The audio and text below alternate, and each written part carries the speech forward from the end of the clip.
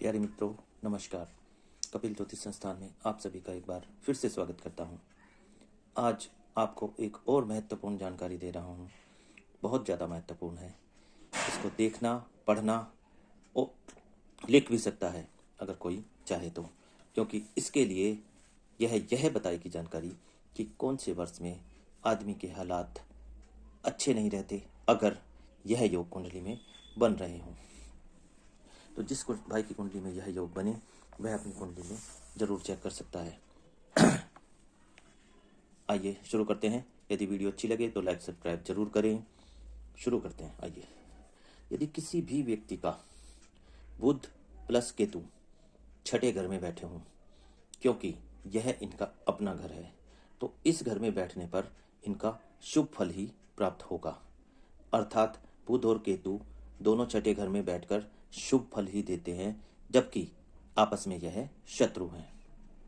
अब बुध या केतु के छठे घर में बैठने पर आठवें घर में जो भी ग्रह होंगे उसकी उम्र तक हालात खराब ही रहेंगे। यह एक बहुत महत्वपूर्ण लाल किताब का चैप्टर है। मैंने फिर से बताया कि बुध या केतु यदि दोनों में से कोई भी छठे घर में बैठा हुआ है तो आठवें घर में जो भी ग्रह बैठा हुआ है उसकी उम्र तक हालात खराब ही रहेंगे। आइए, अब मैं आपको इन ग्रहों की उम्र लिखवा देता हूं जो आठवें घर में बैठने पर लागू होंगी। नंबर 1, यदि बृहस्पति बैठा है तो 16 वर्ष तक। सूर्य बैठा हुआ है तो 22 से 23 वर्ष तक।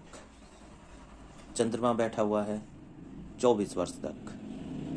मंगल बैठा हुआ है 28 वर्ष तक। शनि बैठा हुआ है 36 वर्ष तक। बुध बैठा हुआ है 34 वर्ष तक। राहु बैठा हुआ है 42 वर्ष तक। केतु स्वयं बैठा हुआ है तो 48 वर्ष तक। यदि बुध या केतु इन दो में से एक छठे घर में हो तो आठवें घर में ऊपर बताए गए सारे ग्रहों में से जो भी कोई ग्रह बैठता है उसकी उम्र तक हालात खराब ही रहेंगे। अर्थात आदमी अपनी अच्छी उन्नति को प्राप्त नहीं कर सकता, उसके बाद ही प्राप्त करेगा। आइए इसको एग्जाम्पल के द्वारा समझ लेते हैं। अब ऐसी अवस्था में जो भी ग्रह आठवें घर में बैठा हो उसकी आयु तक तो जीवन खराब ही रहेगा। जैसे कि बुध छठे घर में, केतु आठवें घर में बैठ जाए तो केतु की उम्र 48 वर्ष तक हालात खराब ही रहेंगे। यदि केतु छठे घर में बैठ गया, बुध आठवें घर में बैठ गया तो बुध की उम्र 34 वर्ष तक हालात खराब ही रहेंगे। और बुध या केतु इन दोनों में से कोई सा भी छठे घर में बैठा हो तब आठवें घर में जो भी ग्रह बैठता है उसकी उम्र तक आदमी के जीवन के हालात खराब ही रहते हैं। जैसे एक और एग्जांपल दे देते हैं।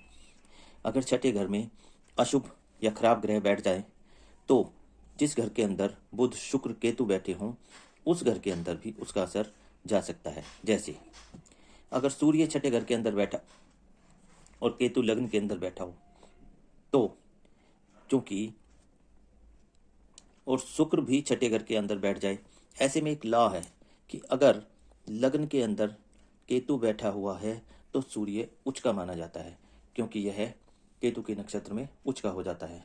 लेकिन अब केतु लग्न में है और छठे घर में सूर्य है, जो कि अच्छा तो है तो नौकरी लगेगी, लेकिन अगर खराब रहा तो एक ही जगह नौकरी लगेगी और बार बार छूटेगी।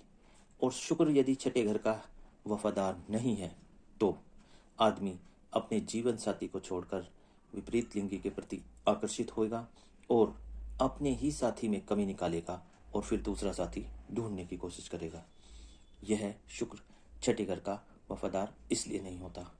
तो इसलिए मैंने जो स्टार्टिंग में बताया है कि छठे घर में अगर अशुभ ग्रह या खराब ग्रह बैठे हुए हैं तो जिस घर के भी अंदर बुध शुक्र और केतु बैठे हों उस घर के अंदर उसका असर जाता है।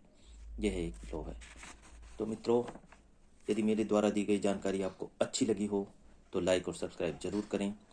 आपसे मिलता हूं अगली वीडियो में, तब तक के लिए धन्यवाद। नमस्कार, जय श्री राम, राधे राधे।